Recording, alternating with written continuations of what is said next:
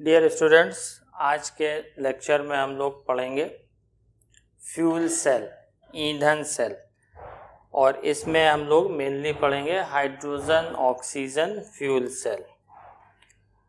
तो जो fuel cell होते हैं ये भी जो है केमिकल एनर्जी को इलेक्ट्रिकल एनर्जी में कन्वर्ट करने का एक तरीका है। इसके माध्यम से यानी फ्यूल सेल की सहायता से हम रासायनिक ऊर्जा को विद्युत ऊर्जा में परिवर्तित करते हैं। इसकी ज़रूरत क्यों पड़ी? क्योंकि जो प्राइमरी सेल है उसका जो मेन डिफेक्ट है कि वो जो इलेक्ट्रिकल एनर्जी देता है वो बहुत कम समय के लिए देता है।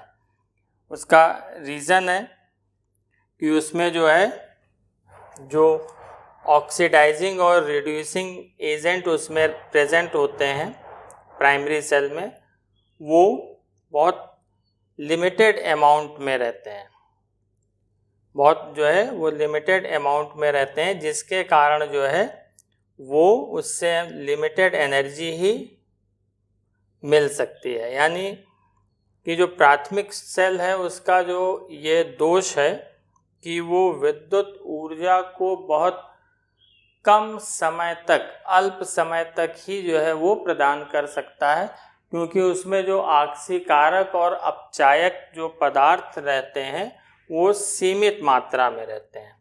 लेकिन फ्यूल सेल क्या है, जब तक इसमें फ्यूल यानी ईंधन जो है वो इसको दिया जाएगा तब तक एनर्जी हम इससे फाइंड आउट कर सकते हैं। यानी the energy can be obtained for long time from a fuel cell as long as the outside supply of fuel is maintained. तो इसका एक एग्जाम्पल है ऑक्सीजन हाइड्रोजन या हाइड्रोजन ऑक्सीजन फ्यूल सेल। इसकी कॉन्स्ट्रक्शन आपके सामने है। इस सेल में जो है, इस सेल का जो यूज़ जो होता है जनरली हम स्पेस क्राफ्ट में करते हैं, और सबसे पहले इसका यूज़ जो है अपोलो स्पेस प्रोग्राम में जो है इसका यूज़ किया गया था। और इसमें जो रिएक्शन के बाद, हाइड्रोजन और ऑक्सीजन की रिएक्शन के बाद जो वाटर फॉर्म होती है, H2O फॉर्म होती है, उसको कंडेंस करके जो है जो एस्ट्रोनॉट्स थे वो अपने पीने के लिए ड्रिंकिंग वाटर की तरह जो है वो यूज़ कर सकते हैं। तो इस सेल में 3 कंपार्टमेंट होते हैं, इस सेल में 3 भाग होते हैं, और ये पोरस इलेक्ट्रोड से सेपरेटेड होता है। ये दोनों जो है पोरस इलेक्ट्रोड हैं। इस सेल में 3 भाग होते हैं जो सरंध्र इलेक्ट्रोडों द्वारा पृथक किए हुए रहते हैं, और एक कंपार्टमेंट से, एक भाग से हम हाइड्रोजन जो फ्यूल है, हाइड्रोजन गैस पास करते हैं, और दूसरे कंपार्टमेंट से जो है वो हम ऑक्सीजन गैस जो है इसमें फॉर्म करते हैं। और इलेक्ट्रोलाइट जो होता है हमारा, ये एक्वस सॉल्यूशन इलेक्ट्रोलाइट का होता है, इसके लिए हम NaOH या KOH का यूज़ करते हैं। इसमें सोडियम हाइड्रोक्साइड या पोटेशियम हाइड्रोक्साइड जो है वो इलेक्ट्रोलाइट की तरह वर्क करता है। यहाँ एनोड पर हाइड्रोजन का जो होता है वो ऑक्सीडेशन होता है, और कैथोड पर जो है वो ऑक्सीजन का रिडक्शन होता है। एनोड पर जो है हाइड्रोजन का ऑक्सीडेशन और कैथोड पर जो है ऑक्सीजन का रिडक्शन होता है।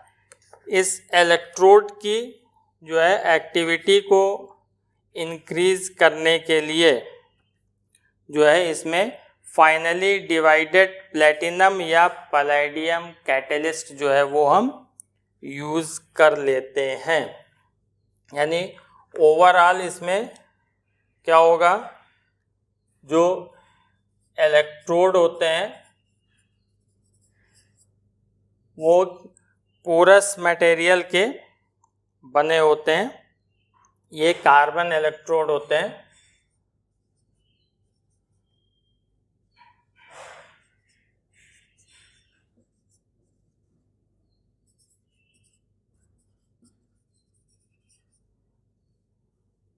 और इसकी जो है एक्टिविटी के लिए बढ़ाने के लिए जो है रेट ऑफ जो इलेक्ट्रोड रिएक्शन है इसको इंक्रीज करने के लिए जो है इसमें हम फाइनली डिवाइडेड या प्लेटिनम या पैलेडियम मेटल जो है वो थोड़ा सा ऐड कर देते हैं। और इसमें जो है catalyst like finally divided platinum और पैलेडियम is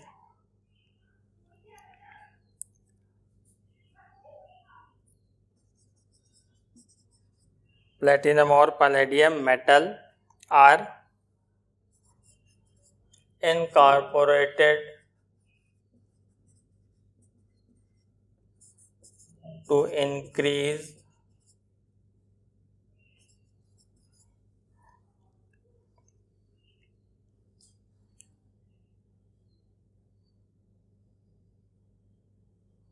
या incorporated to electrode लिख लीजिए, to electrode to increase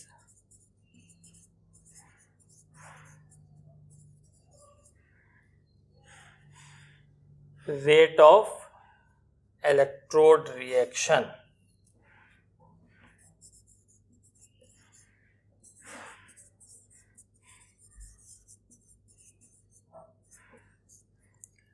यानी इसमें सरंध्र कार्बन का इलेक्ट्रोड होता है, पोरस कार्बन इलेक्ट्रोड यानी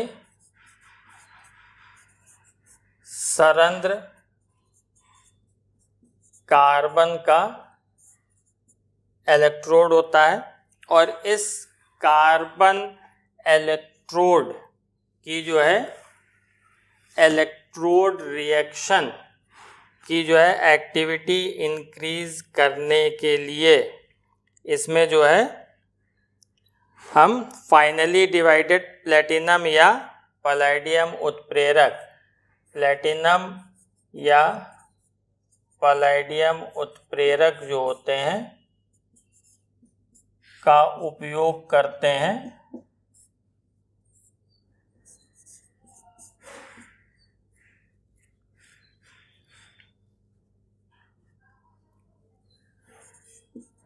किस लिए, इलेक्ट्रोड अभिक्रिया की दर बढ़ाने के लिए।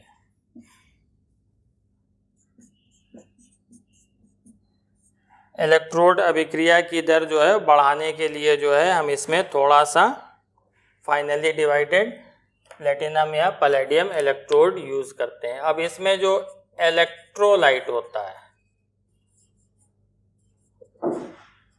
विद्युत अपघट्य,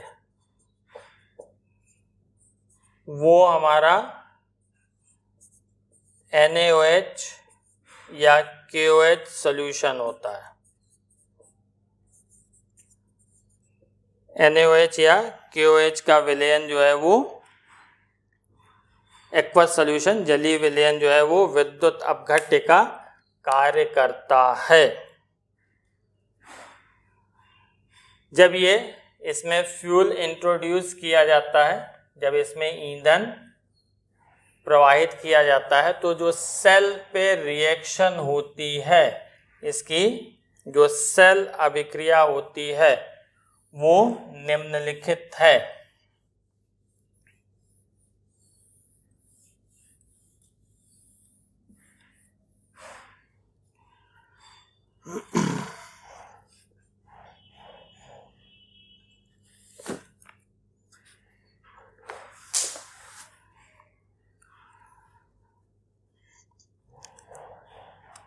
तो फ्यूल सेल इसकी जब हम इसमें हाइड्रोजन और ऑक्सीजन को एनोड जो है ऐड करते हैं, हाइड्रोजन एनोड की तरफ से और ऑक्सीजन कैथोड की तरफ से, तो जो इसकी सेल रिएक्शन होती है वो एनोड पे हाइड्रोजन का जो है वो ऑक्सीडेशन होता है।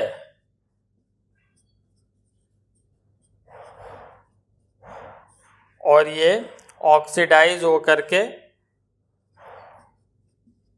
H2O बनाता है और इलेक्ट्रॉन रिलीज होते हैं, और ये इलेक्ट्रॉन जो है वो कैथोड पर एक्सेप्ट कर लिए जाते हैं और कैथोड पर जो है ऑक्सीजन गैस का रिडक्शन होता है।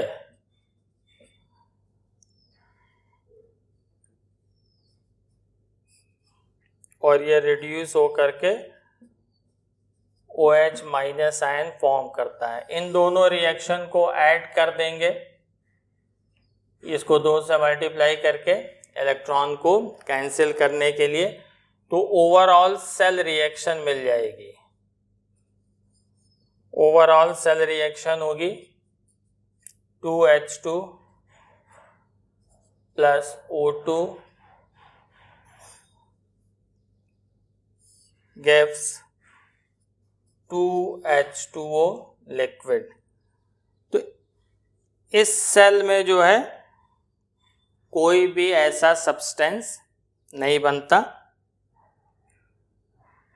जो हार्मफुल हो, इसलिए ये बेनिफिशियल होता है। और इसमें जो वाटर फॉल जो इस सेल का यूज़ होता है उसको हम स्पेस क्राफ्ट में यूज़ करते हैं, और सबसे पहले ये अपोलो स्पेस क्राफ्ट में, अपोलो स्पेस प्रोग्राम में यूज़ किया गया था। इसमें जो वाटर वेपर्स बनती हैं, इस वाटर वेपर्स को जो है कंडेंस करके जो है एस्ट्रोनॉट्स जो है वो ड्रिंकिंग वाटर, पीने के पानी में जो है वो प्रयोग में लाते हैं। और ये सेल जो है, इस सेल की जो एफिशिएंसी होती है, इस सेल की जो दक्षता होती है वो लगभग 70% होती है, जबकि अन्य जो सामान्य सेल होते हैं उसकी एफिशिएंसी 40% होती है। तो इसलिए भी ये जो है अधिक लाभकारी है ये सेल जो है। और ये पॉल्यूशन फ्री होता है, प्रदूषण रहित होता है। और इसका जो यूज़ जो है, जो न्यू जनरेशन व्हीकल्स आ रही हैं, जो नई पीढ़ी की जो वाहन आ रहे हैं, उसमें इसका प्रयोग जो है वो किया जाता है। इसके अलावा इस तरह के जो फ्यूल सेल हैं, हाइड्रोजन और ऑक्सीजन के अलावा जो है हम इसमें मेथेन, एथेन, ब्यूटेन और अन्य फ्यूल का भी जो है यूज़ कर सकते हैं। हाइड्रोजन और ऑक्सीजन की जगह, हाइड्रोजन की जगह जो है मेथेन, एथेन, ब्यूटेन और अदर फ्यूल्स भी जो है हम इसमें यूज़ कर सकते हैं। अब आइए देखते हैं एफिशिएंसी ऑफ फ्यूल सेल।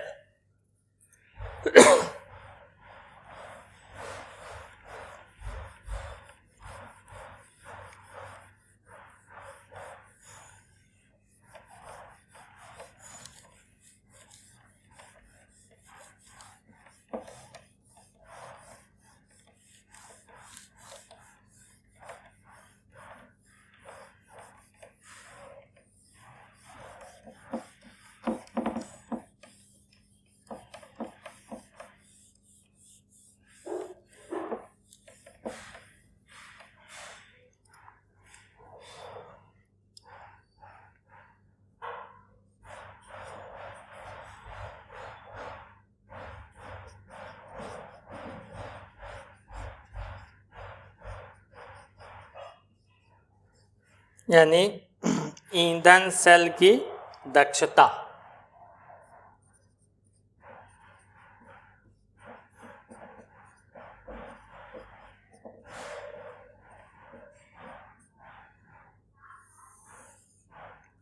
तो एफिशिएंसी ऑफ फ्यूल सेल जो है, जो इसकी थर्मोडायनेमिक एफिशिएंसी जो रिप्रेजेंट की जाती है, thermodynamic efficiency of fuel cell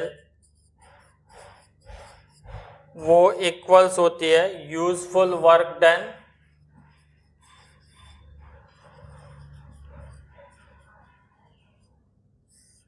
divided by heat of combustion या enthalpy of combustion.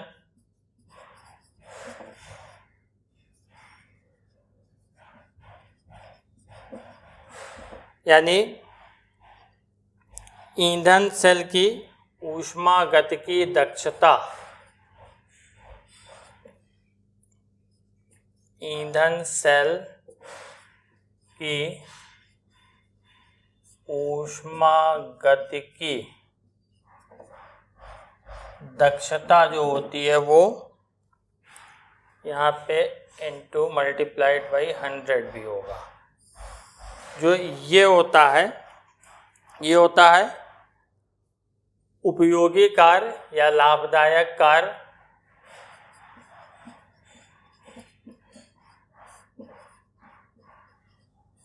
Divided by दहन की ऊष्मा या दहन की एंथैल्पी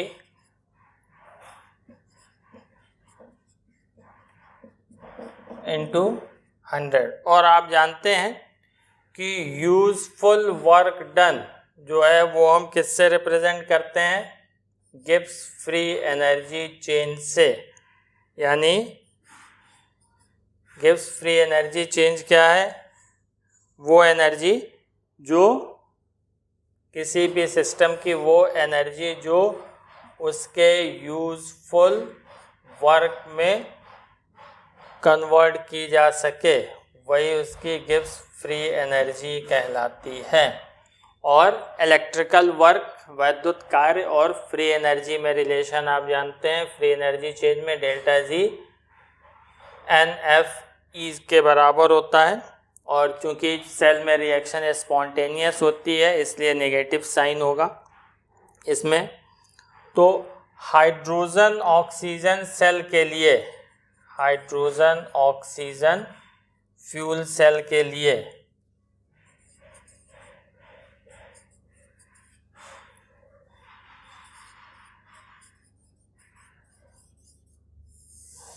इसके लिए जो है जो आपके रिएक्शन है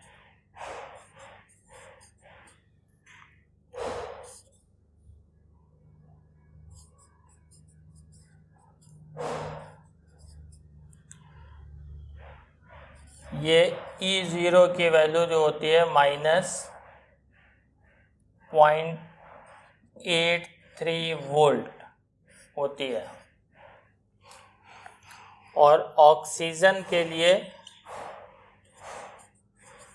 अभी आपने सेल रिएक्शन में लिख रखा है, इसके लिए ये +0.4 वोल्ट ऐड करेंगे तो ओवरऑल रिएक्शन मिलेगी इसकी, इस सेल की कुल नेट अभिक्रिया मिलेगी। ऑक्सीजन और हाइड्रोजन यहाँ गैसियस फेज में है और वाटर जो है वो लिक्विड फेज में है। और इसके लिए जो स्टैंडर्ड एंथैल्पी ऑफ कंबशन, इसकी मानक दहन ऊष्मा जो होती है वो -285.8 किलो जूल पर मोल जो है वो फाइंड आउट होती है। ये इसकी स्टैंडर्ड स्टेट में निकाली गई है। तो यहाँ से देखिए आपको डेल्टा H0 की वैल्यू मालूम है, केवल आप और E0 की वैल्यू भी आप यहाँ से निकाल सकते हैं इसकी हेल्प से। ये एनोड, ये कैथोड, तो कैथोड माइनस एनोड करके E सेल आ जाएगा। और F फैराडे कांस्टेंट है, N आप यहाँ पे जान रहे हैं कितने इलेक्ट्रॉन का जो है ट्रांसफ़र होता है, और उसको पर मोल के लिए है तो एक मोल के लिए जो है नंबर ऑफ इलेक्ट्रॉन्स 2 हो जाएंगे, क्योंकि एंथैल्पी ऑफ कंबशन पर मोल दिया गया है। तो हम यहाँ से E0 की वैल्यू कैलकुलेट कर सकते हैं। और फिर इस इक्वेशन 1 की हेल्प से जो है हम ये सारे वैल्यू, ये इसको इक्वेशन 2 मान लीजिए, और E0 सेल जो होगा इसका, वो E0 cathode minus E0 anode, ये सारे रिडक्शन पोटेंशियल के टर्म में दिए हैं तो यही यूज़ करेंगे। तो ये हो जाएगा 0.40 माइनस 0.83 और ये आ जाएगा आपका 1.23 वोल्ट। और आपको मालूम है delta G0 equals minus NF/E0 या minus delta G is equal to this. तो ये वैल्यू आ जाएगी 2 × 96,500 मल्टीप्लाइड बाई 1.23। इसको मल्टीप्लाई करेंगे तो 237390 जूल मोल इनवर्स ये आएगा। और इसी को हम लिख सकते हैं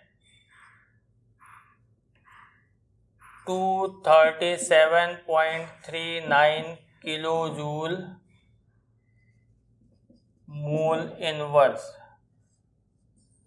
तो ये सेकंड और थर्ड इक्वेशन 2 और इक्वेशन 3 की वैल्यू जो है आप इक्वेशन 1 में रख दीजिए। On putting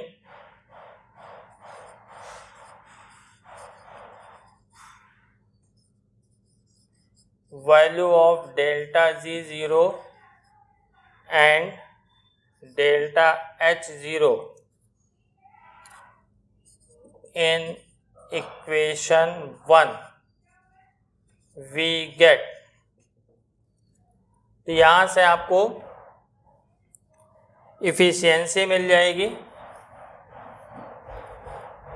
delta G0 by delta H0 और ये वैल्यू आ जाएगी minus 237.39 divided by 285.8 multiplied by 100 और ये नियरली आती है 83%। यानी इस हाइड्रोजन ऑक्सीजन फ्यूल सेल की जो है इफिशियंसी जो है वो लगभग 83% होती है।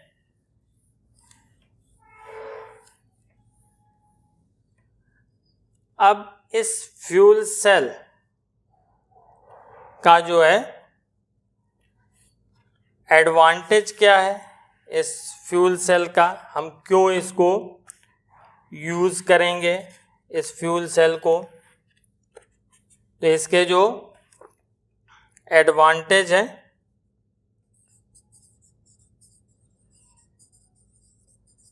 एडवांटेज ऑफ फ्यूल सेल यानी ईंधन सेल के लाभ,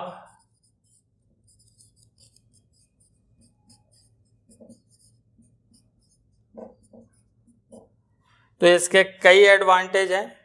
सबसे मेन जो एडवांटेज पहला है कि इसकी हाई एफिशिएंसी होती है।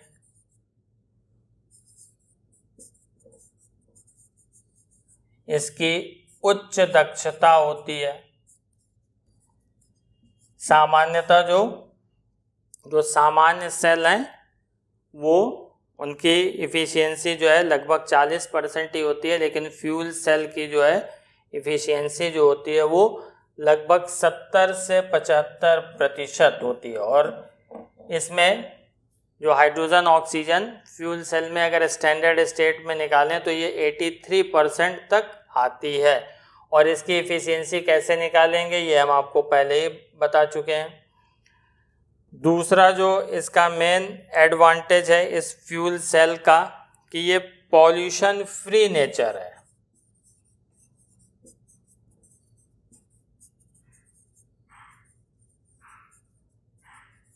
यानी ये प्रदूषण रहित होना ये इसका सबसे बड़ा एडवांटेज है। इसमें जो है इस सेल के यूज करने पर जो है कोई पॉल्यूशन, कोई प्रदूषण नहीं उत्पन्न होता है, क्योंकि जितने भी पॉल्यूटेंट्स होते हैं जैसे CO2, SO2, ये सब गैसें इसमें फॉर्म नहीं होती, और इसका जो उत्पाद है, प्रोडक्ट है इस सेल के रिएक्शन के बाद, वो वाटर होता है, H2O होता है, जिसको हम पीने के लिए भी प्रयोग कर सकते हैं, यानी which can be used for drinking purpose also. इसलिए इसमें जो है कोई पोल्यूशन नहीं होता। और तीसरा जो है ये कंटिन्यूअस सोर्स ऑफ एनर्जी है।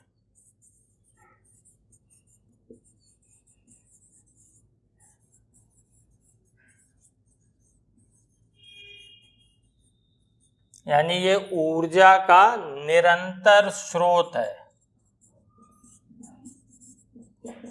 कंटिन्यूअस यानी लगातार या निरंतर स्रोत, सोर्स। यानी इन सेलों से जो है लगातार ऊर्जा प्राप्त की जा सकती है। इससे हम कॉन्टिन्यूअसली एनर्जी जो है वो इलेक्ट्रिकल एनर्जी ले सकते हैं, जब तक कि इसमें फ्यूल्स, जब तक कि इसका जो है ईंधन की जो है सप्लाई होती रहेगी, तब तक जो है हम इससे कंटिन्यूअसली एनर्जी ले सकते हैं। जबकि जो डोमेस्टिक यूज़ में होता है, जो सामान्यतः प्रयोग में जो हम ड्राई सेल यूज़ करते हैं, उससे जो है केवल शॉर्ट टाइम, अल्प समय के लिए ही हम ऊर्जा प्राप्त कर सकते हैं, जबकि इससे हम लगातार एनर्जी फॉर्म कर सकते हैं। लेकिन इसकी कुछ लिमिटेशन भी है तो ये बहुत यूज़फुल, बहुत उपयोगी है, लेकिन जो है डेली लाइफ में, दैनिक जीवन में जो है इसका जो यूज़ है, इसका उपयोग जो है वो लिमिटेड है, बहुत सीमित है। दैनिक जीवन में इसका उपयोग बहुत सीमित है। इसके जो मेन रीज़न है, पहला जो है इसमें जो कैटलिस्ट यूज़ होता है, इसकी जो लिमिटेशन है डेली लाइफ में यूज़ होने की, उसके 2-3 मेन रीज़न है। पहला जो इसमें कैटलिस्ट यूज़ होता है, वो कैटलिस्ट जो होता है वो हमारा बहुत कॉस्टली होता है। इसके लिमिटेशन जो होंगी, यानी इसकी सीमाएं, ईंधन सेल की जो सीमाएं होंगी, पहली लिमिटेशन तो ये है कि ये इसको हम डेली लाइफ में यूज़ नहीं कर पाते। क्यों? High cost of catalyst.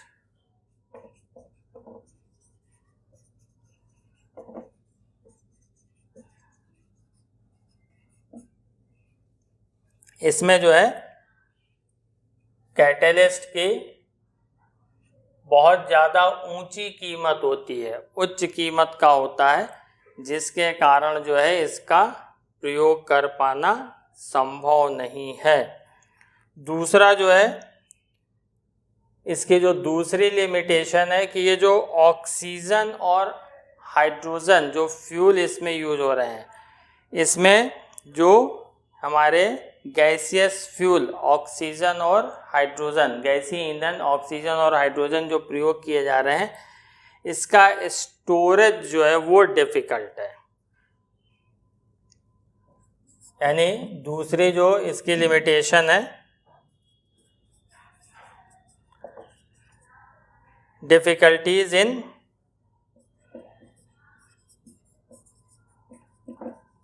Storing the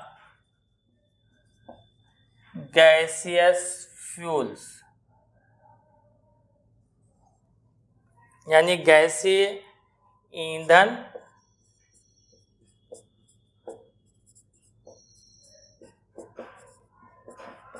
का संग्रहण, स्टोरेज यानी संग्रहण, उनको स्टोर करके रखना जो है वो डिफ़िकल्ट है। तीसरा, इसमें जो इलेक्ट्रोलाइट यूज़ करते हैं वो हमारा एक्वस सोल्यूशन होता है एल्कली का, NaOH या KOH का सोल्यूशन होता है, और उसका जो नेचर होता है वो कोरोसिव होता है, संक्षारक होता है, यानी उसकी प्रकृति जो होती है वो संक्षारक होती है।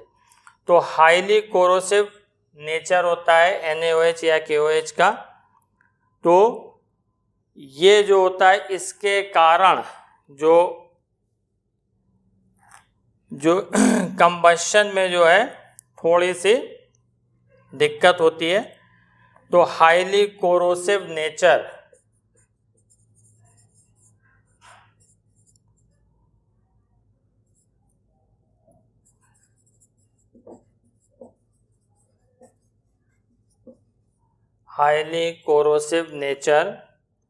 ऑफ एक्वस NaOH और KOH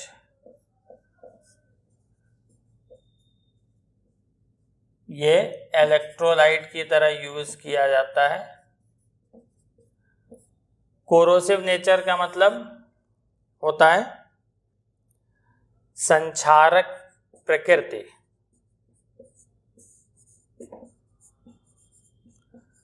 तो जो विद्युत अपघट्य NaOH या KOH इसमें यूज किया जाता है उसकी संक्षारक प्रकृति होती है, ठीक है। इसके कारण भी जो है इसका यूज जो है वो लिमिटेड है। तो उम्मीद है फ्यूल सेल आप लोगों को समझ में आ गया होगा। इसको, इसके रिएक्शंस, इसके एडवांटेज क्या है, इफ़िशियंसी क्या है, लिमिटेशन क्या है, ये सारी चीज़ें पढ़िए। Thanks for watching this video.